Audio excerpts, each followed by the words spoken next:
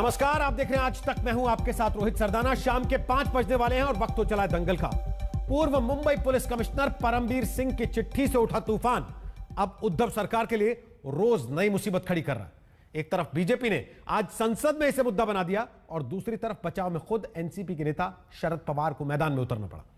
शरद पवार ने आज दो टूक कह दिया कि महाराष्ट्र के गृह मंत्री अनिल देशमुख के इस्तीफे का सवाल नहीं, क्योंकि उनके मुताबिक जिस वक्त देशमुख के एपीआई सचिन वाजे से मिलने का दावा है उस समय वो अस्पताल में और फिर क्वारंटीन में थे। लेकिन बीजेपी 15 फरवरी की देशमुख की प्रेस कॉन्फ्रेंस का वीडियो सामने रखकर शरद पवार के दावे पर सवाल उठा रही। इसीलिए आज दंगल का मुद्दा है, क्या मझधार में फंसी महाराष्ट्र की सरकार को बचा पाएंगे शरद पवार?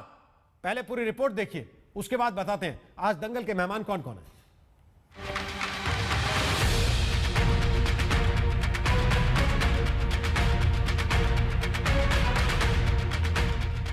उद्धव सरकार मझधार में फंस गई है तो एनसीपी सुप्रीमो शरद पवार खेवनहार के रोल में आ गए। लगातार 2 दिनों में दूसरी बार मीडिया के सामने आए पवार ने दो टूक कहा कि महाराष्ट्र के गृह मंत्री अनिल देशमुख के इस्तीफे का सवाल ही नहीं। लेकिन पवार ने देशमुख के लिए जो दलीलें दी, बीजेपी ने उसे भी अपना हथियार बना लिया।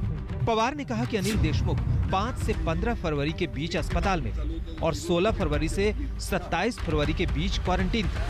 तो परमबीर का यह दावा कि निलंबित एपीआई सचिन वाजे देशमुख से मिला था, कैसे सही है? लेकिन पवार मीडिया से मुखातिब भी थे कि बीजेपी नेताओं ने 15 फरवरी का देशमुख की प्रेस कॉन्फ्रेंस का वीडियो सोशल मीडिया पर डालना शुरू कर दिया। ये साफ हो गई कि जिस समय में ये एलिगेशन किया था वो फिर अनिल देशमुख हॉस्पिटलाइज थे। ये बात साफ होने के बाद ऐसे जो कुछ डिमांड है, इस डिमांड को कोई ताकत नहीं रही।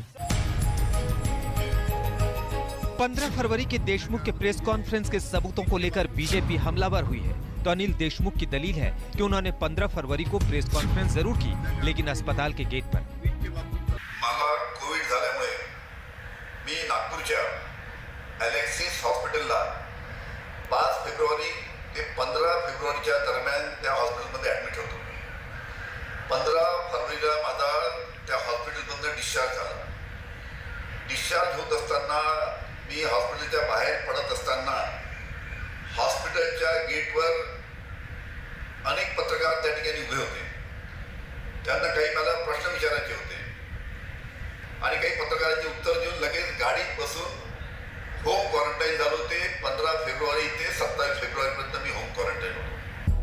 इस बीच महाराष्ट्र का हंगामा संसद के दोनों सदनों तक भी पहुंचा है।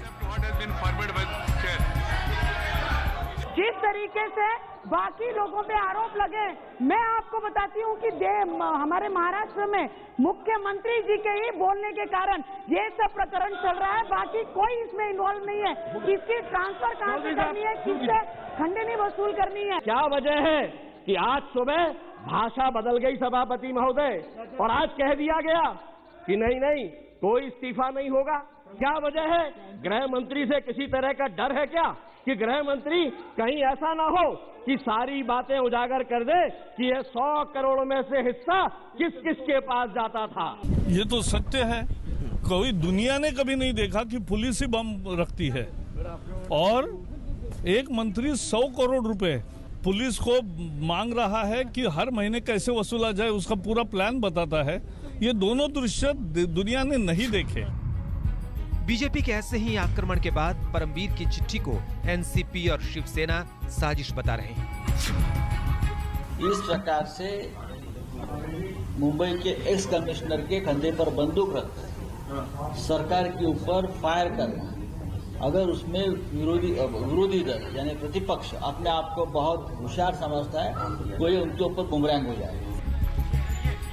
इस बीच परमबीर सिंह सुप्रीम कोर्ट पहुंचे हैं। उन्होंने मामले में सीबीआई जांच की मांग की और कहा है कि अनिल देशमुख के घर की सीसीटीवी की पड़ताल हो। उन्होंने मुंबई पुलिस कमिश्नर के पद से अपने ट्रांसफर को भी चुनौती दी है। मौसमी सिंह के साथ हिमांशु मिश्रा, दिल्ली, आज तक।